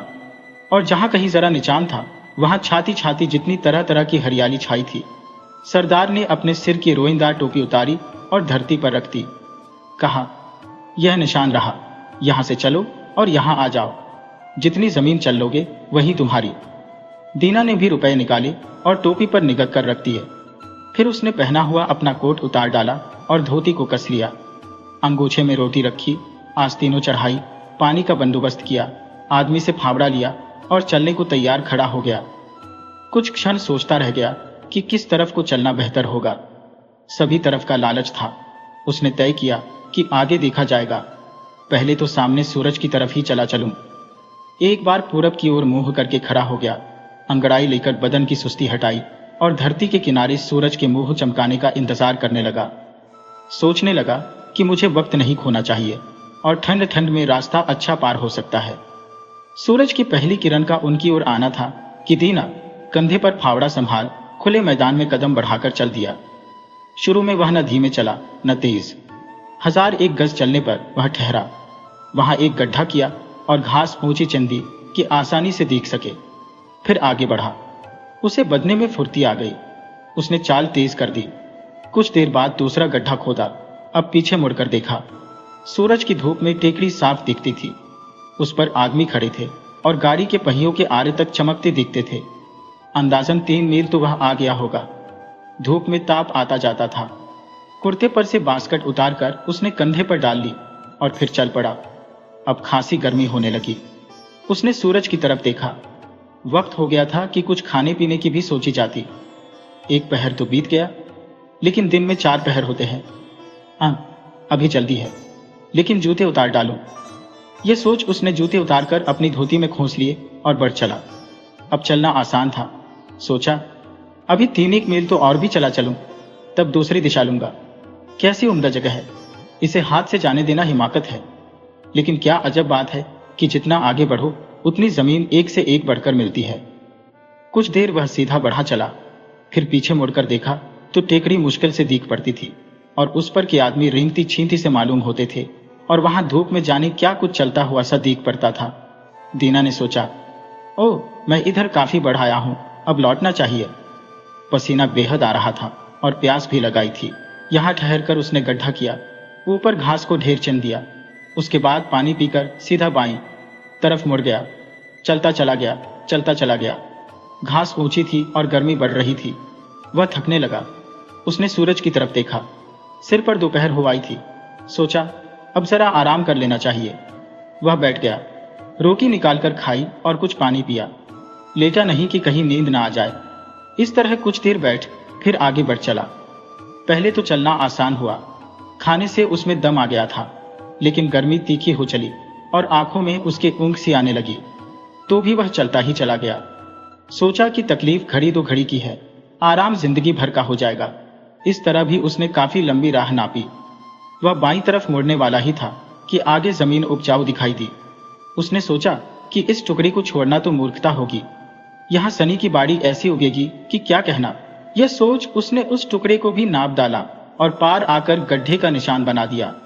फिर दूसरी तरफ मुड़ा। जो टेकरी की तरफ देखा तो ताप के मारे हवा कांपती सी मालूम हुई। उस कंपकंपी के धुंधकारे में से वह टेकरी की जगह मुश्किल से चिन्ह पड़ती थी। दीना ने सोचा कि क्षेत्र की ये 2 भुजाएं मैंने नाप डाली है, अब इधर कुछ कम ही रहने दो। वह तेज कदमों से तीसरी तरफ बढ़ा। उसने सूरज को देखा। सूरज कोई 2/3 अपना चक्कर काट चुका था। मुकाम से अभी वह 10 मील दूर था। उसने सोचा कि छोड़ा जाने भी दो। मेरी जमीन की एक बाजू छोटी रह जाएगी तो छोटी सही, लेकिन अब सीधी लकीर में मुझे वापस चलना चाहिए। जो ऐसे कहीं दूर निकल गया तो बाजी गई। अरे, इतनी ही जमीन क्या थोड़ी है। यह सोच दीना ने वहां तीसरे गड्ढे का निशान डाल दिया और टेकरी की तरफ मोह कर ठीक उसी सीध में चल दिया। नाक की सीध बांधकर सभा टेकरी की तरफ चला, लेकिन अब चलते मुश्किल होती थी। धूम उसका सत ले चुकी थी। नंगे पैर जगह जगह कट और छिल गए थे और टांगें जवाब दे रही थी। जरा आराम करने का उसका जी हुआ, लेकिन यह कैसे हो सकता था। सूरज छिपने से पहले उसे वहां पहुंच जाना था। सूरज किसी की बाट देखता बैठा नहीं रहता, वह पल पल नीचे ढल रहा था। उसके मन में सोच होने लगा कि मुझसे बड़ी भूल हुई। मैंने इतने पैर पसारे क्यों? अगर कहीं वक्त तक न पहुंचा तो? उसने फिर टेकरी की तरफ देखा, फिर सूरज की तरफ। मुकाम से अभी वह दूर था और सूरज धरती के पास झुक रहा था। दीना जी तोड़ चलने लगा। चलने में सांस फूलती और कठिनाई होती थी, लेकिन तेज पर तेज कदम वह रखता गया। बढ़ा चला, लेकिन जगह अब भी दूर बनी थी। ये देख उसने भागना शुरू किया। कंधे से बास्केट फेंक दी, जूते दूर हटाए, टोपी अलग की। बस साथ में निशान लगाने के लिए वह हल्का फावड़ा रहने दिया। रह रहकर सोच होता कि मैं क्या करूं। मैंने बिसात से बाहर चीज हथियानी चाहिए, उसमें बना काम बिगड़ा जा रहा है। अब सूरज छिपने से पहले मैं वहां कैसे पहुंचूंगा। इस सोच और डर के कारण वह और हाँफने लगा। वह पसीना पसीना हो रहा था।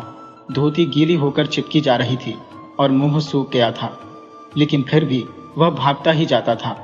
छाती उसकी लोहार की धौंकनी की तरह चल उठी। दिल भीतर हथौड़े की चोट सा धड़कने लगा। उधर टांगे बेबस हुई जा रही थी। दीना को डर हुआ कि इस थकान के मारे कहीं गिरकर ढेर ही न हो जाए। हाल यह था, पर रुक वह नहीं सका। इतना भागकर भी अगर मैं जब रुकूंगा तो वे सब लोग मुझ पर हंसेंगे और बेवकूफ बनाएंगे। इसलिए उसने दौड़ना न छोड़ा, दौड़े ही गया। आगे कोल लोगों की आवाज सुन पड़ती थी। वे उसको जोर जोर से कहकर बुला रहे थे। इन आवाजों पर उसका दिल और सुलग उठा। अपनी आखिरी ताकत समेट वह दौड़ा। सूरज धरती से लगा जा रहा था। तिरछी रोशनी के कारण वह खूब बड़ा और लहू सा लाल दिख रहा था। वह अब डूबा। सूरज बहुत नीचे पहुंच गया था, लेकिन दीना भी जगह के बिल्कुल किनारे आ लगा था। टेकरी पर हाथ हिला हिलाकर बढ़ावा देते हुए कोर लोग उसे सामने दिखाई देते थे। अब तो जमीन पर रखी वह टोपी भी दिखने लगी, जिस पर उसकी रकम भी रखी थी। वहां बैठा सरदार भी दिखाई दिया। वह पेट पकड़े हंस रहा था। दीना को सपने की याद हो आई। उसने सोचा कि हाय, जमीन तो काफी नाप डाली है, लेकिन क्या ईश्वर मुझे उसको भोगने के लिए बचने देगा? मेरी जान तो गई दिखती है। मैं मुकाम तक अब नहीं पहुंच सकूंगा। दीना ने हसरत भरी निगाह से सूरज की तरफ देखा। सूरज धरती को छू चुका था। वह बची खुची अपनी शक्ति से आगे बढ़ा, कमर झुकाकर भागा, जैसे कि टांगें साथ न देती हों। टेकरी पर पहुंचते पहुंचते अंधेरा हो आया था। उसने ऊपर देखा, सूरज छिप चुका था। उसके मुंह से एक चीख सी निकल गई। ओह, मेरी सारी मेहनत व्यर्थ गई। यह सोचकर वह थमने को हुआ, लेकिन उसे सुन पड़ा कि खड़े हैं और उन्हें सूरज अब भी दिख रहा होगा। सूरज छिपा नहीं है, अगरचे मुझको नहीं दिखता। यह सोचकर उसने लंबी सांस खींची और टेकरी पर आंख मूंदकर दौड़ा। छोटी पर अभी धूप थी। पास पहुंचा और सामने टोपी देखी। बराबर सरदार बैठा, वही पेट पकड़े हंस रहा था। दीना को फिर अपना सपना याद आया और उसके मुंह से चीख निकल पड़ी। टांगों ने जवाब दे दिया। वह मुंह के बल आगे को गिरा और उसके हाथ टोपी तक जा पहुंचे। खूब, सरदार ने कहा। देखो, उसने कितनी जमीन ले डाली। दीना का नौकर दौड़ा आया और उसने मालिक को उठाना चाहा, लेकिन देखता क्या है कि मालिक के मुंह से खून निकल रहा है। दीना मर चुका था। को लोग दया से और व्यंग्य से हंसने लगे। नौकर ने फावड़ा लिया और दीना के लिए कब्र खोदी और उसमें लिटा दिया। सिर से पांव तक कुल 2 गज 6 फुट जमीन उसे काफी हुई।